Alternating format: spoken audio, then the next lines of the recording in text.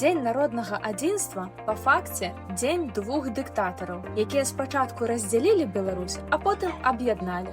Бальшавікі знішчылі БНР, стварылі марыянетачную ССРБ, прайгралі савецка-польскую вайну і адкупіліся ад палякаў заходняй Беларуссю. Потым у 1939 пактам Молатава-Ріббентропа Сталін і Гітлер аб'ядналі Беларусь назад, а разам з аб'яднаннем на нашыя землі прыйшлі высылкі, рэпрэсіі, ліквідацыя арганізацыяў. Далей, як перакладаць кубікі, Вільню ў Літву ў абмен на войскі СССР, Беласток і Падляшша Польшчы за Кёнігсберг для РСФСР, Смаленск і Бранск ім жа яшчэ ў 1920-х. Гэта не гісторыя адзінства, гэта гісторыя таго, як Масква круціла Беларусію як хацела, і падзел, і аб'яднанне. Таму святкаваць 17 верасня гэта фактычна прызнаваць гаспадарства Масквы над нашай зямлёй. Нашая справа не святкаваць боль, а трымацца свайго мовы, культуры, памяці.